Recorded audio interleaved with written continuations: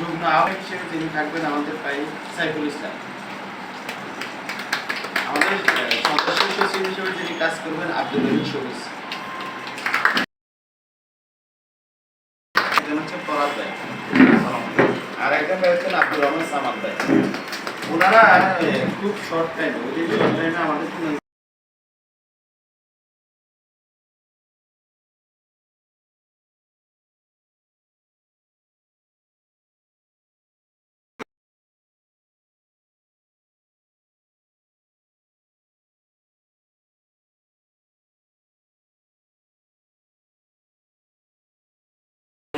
অধিকার বিষয় স্বেচ্ছাসেবী সংগঠন। এটা হচ্ছে ভোক্তাদের অধিকার সম্পর্কে সচেতন করা। তারপর হচ্ছে নিরাপদ খাদ্য পণ্য নিশ্চিতকরণ, অসাধু বাজার সিন্ডিকেট প্রতিরোধ করা। যেমন প্রত্যেকটা বাজারে ব্যবসায়ীরা বিভিন্ন প্রকার সিন্ডিকেট করে থাকে, নিত্যপণ্যের দাম অতিরিক্ত বাড়িয়ে দেওয়া হয়। এই জন্য আমরা হচ্ছে নোয়াখালী ভোক্তা অধিকারের সাথে আমরা কাজ করতে চাচ্ছি আর কি। এটা আমাদের ওনাদের সাথে অ্যাডজাস্ট করা আর কি। কিন্তু আমাদের মূল বিষয় হচ্ছে আমাদের আমরা কয়েকটি মানববন্ধ করেছি নোয়াখালীতে ভোক্তা অধিকার সংরক্ষণ আইনের ওই দ্বারাই, এবং নতুন করে ভোক্তা অফিসার নিয়োগের দাবিতে। এছাড়া আমরা নোয়াখালী সদর হাসপাতাল রোডে যখন এই রাস্তাটার অবস্থা খুবই সংকট ছিল, ওই টাইমে আমরা প্রায় 2 থেকে 3 দফা হয়েছি। আমাদের সদর হসপিটাল রোডের কাজ চলমান, প্রায় 70% কাজ কমপ্লিট। এইভাবে আমরা মনে করেন যে আমাদের এই নোয়াখালীতে সর্বপ্রথম তো নোয়াখালী কমিটি দেওয়া হলো এটা অংশ করার জন্য, এই আর কি।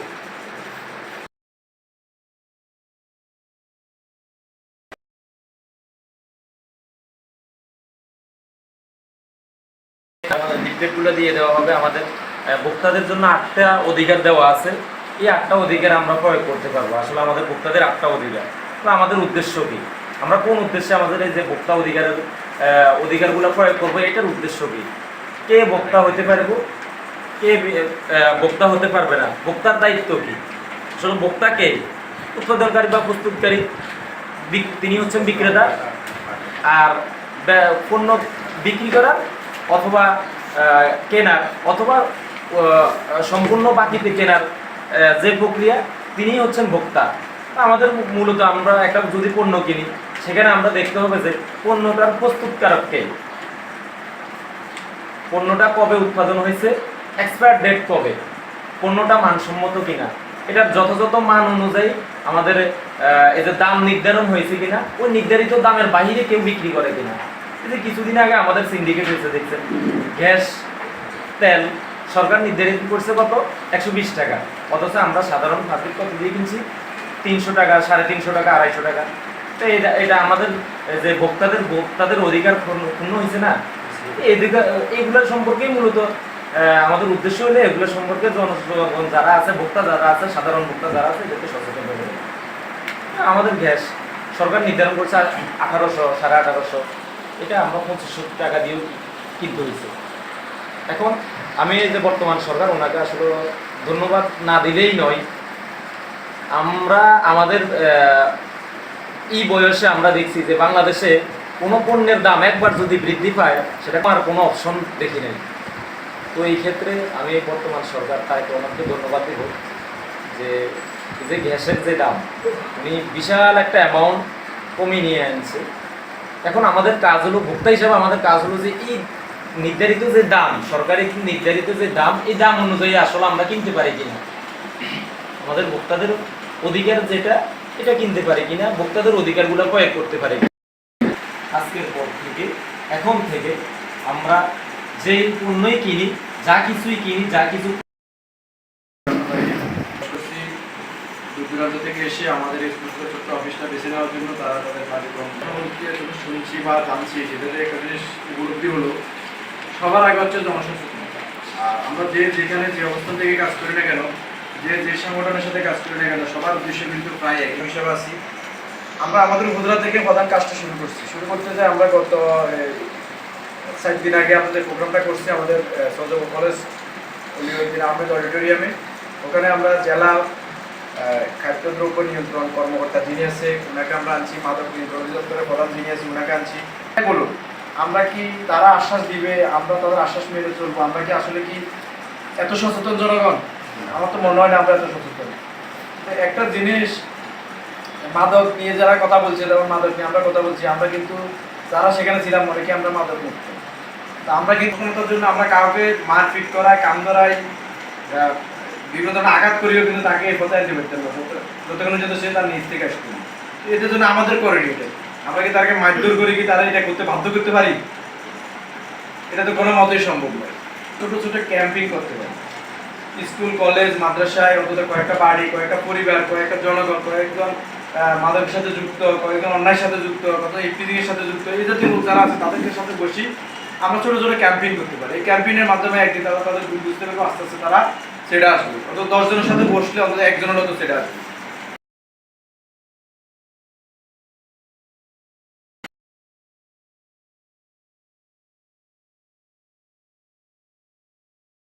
উদ্দেশ্য এটা যে আমরা স্বেচ্ছাসেবী হিসেবে নিজের পকেটের টাকা দিয়ে, নিজের শ্রম দিয়ে, মানুষের পকেটের টাকা, নিজের শ্রম পাশাপাশি বিনিময় হচ্ছে মানুষের উপকার, মানুষের সচেতনতা বৃদ্ধি করা, মানুষ যাতে নিরাপদ থাকতে পারে, এটাই আমাদের কাজ। এই কাজটা যারা করতে পারবেন তারাই আমাদের কর্মী, এই কাজটা যারা করতে পারবে তারাই আমাদের সদস্য।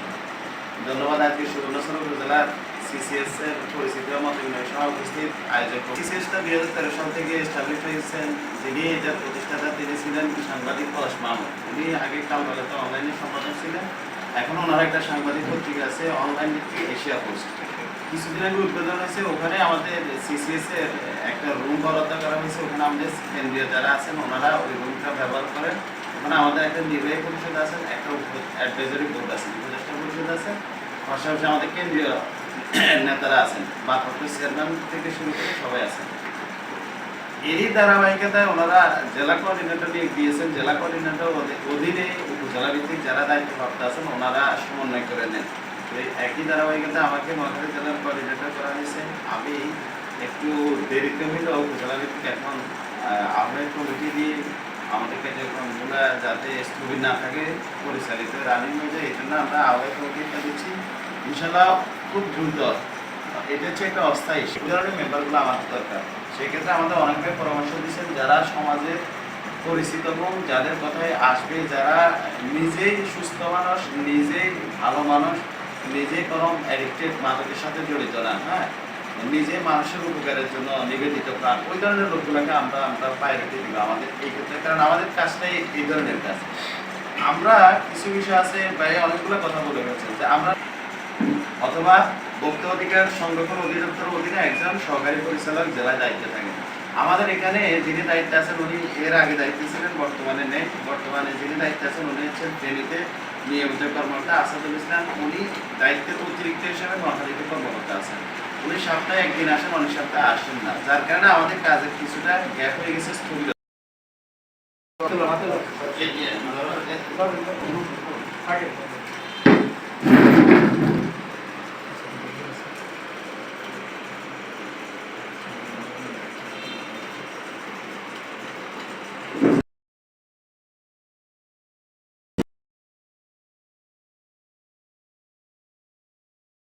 নিরাপদ খাদ্য নিশ্চিত করতে পারি, সেই জন্য আপনারা আমাদের এই সংগঠনের সাথে ঐক্যবদ্ধভাবে কাজ করবেন এই আহ্বান জানাই।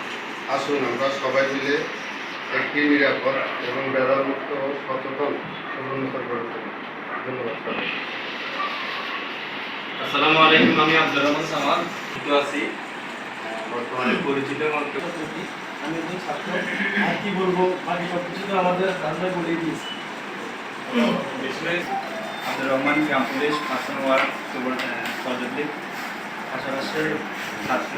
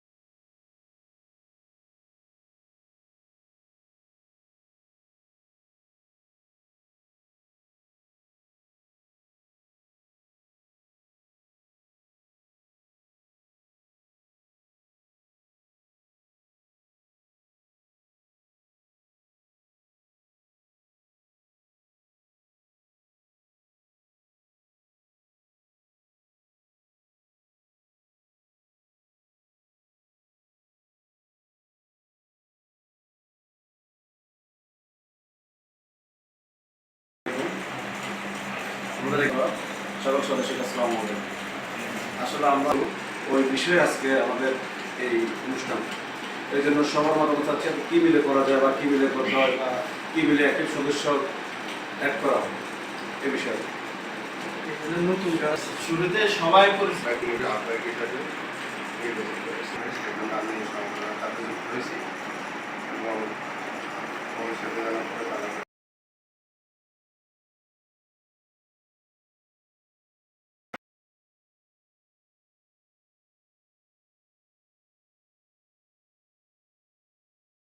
এবং কি আমি সিসিএস আমাদের সিসিএস প্রতিষ্ঠানের অনেকগুলো কার্যক্রম দেখেছি। আমাদের সাথে অনেক অ্যাডভোকেট স্যাররা আছেন, ডাক্তার আছেন, শিক্ষক আছেন, অনেকে অনেক সম্মানিত ব্যক্তিরা এই স্বেচ্ছাসেবী সংগঠনের সাথে কাজ করছেন। বিশেষ করে আমাদের সংগঠনে আমি অনেকগুলো কাজ দেখছি, যেটা আমাদের সদর হসপিটাল থেকে যে বাঙ্গা ছিল ওইটা আমাদের সিসিএস তরফ থেকে খালেদ ভাই ওনাদের প্রচেষ্টায় ইনশাআল্লাহ রাস্তাটার কাজ শুরু হয়েছে। এবং কি ফেনী, লক্ষ্মীপুর সহ আশেপাশে যত হাতিয়া সহ উপজেলা ভিত্তিক আমরা একটা প্রোগ্রাম গেছি, ওখানেও দেখেছি প্রায় আমাদের এখান থেকে আমাদের সুবর্ণচরে সর্বোচ্চ 20 থেকে 30 জন আমরা উপস্থিত আছি। তো ওই দিন ওখানে প্রায় 600-700 মানুষের মতো উপস্থিত ছিল।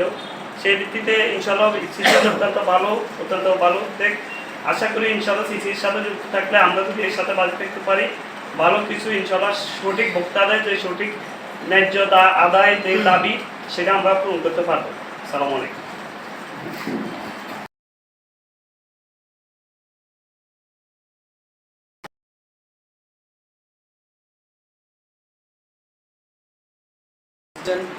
উমর ফারুক খালেদ ভাই উপস্থিত রয়েছেন, এনাম ভাই উপস্থিত রয়েছেন, মাসুদ পারভেজ ভাই। আমরা দীর্ঘদিন যাবৎ এই সিসিএসের সাথে সংযুক্ত রয়েছি। এইখানে থেকে আমরা অনেক জিনিস উপলব্ধি করেছি যে সিসিএস আসলে একটি স্বেচ্ছাসেবী সংগঠন। এই সংগঠন সম্পূর্ণ রাজনৈতিক এবং অলাভজনক। এই সিসিএস সংগঠনের উদ্দেশ্য হচ্ছে ভোক্তাদেরকে সচেতন করা। বিশেষ করে বাজারে আমরা যারা ভোক্তা, আমরা প্রত্যেকটা মানুষই ভোক্তা। আমাদের নিত্য প্রয়োজনীয় যেসব পণ্যগুলা, এই পণ্যগুলার উচ্চমাত্রায় বাজার দর বৃদ্ধি হয়ে যায়, এমনকি কিছু নকল পণ্য উৎপাদন হয়, মেয়াদ উত্তীর্ণ প্রোডাক্ট থাকে। এই সকল বিষয় আমরা প্রশাসনিক সহযোগিতার মাধ্যমে এই জিনিসগুলোর প্রতিহত করার চেষ্টা করব। তাই আমি এই কথাই বলতে চাই, সুবর্ণচর উপজেলাতে আমাদের যে কমিটিটা দেওয়া হয়েছে এবং এখানে উপস্থিত যারা আছে, আমরা সবাই ঐক্যবদ্ধ হয়ে এই সুবর্ণচরকে সিসিএস সুসংগঠিত করব ইনশাআল্লাহ।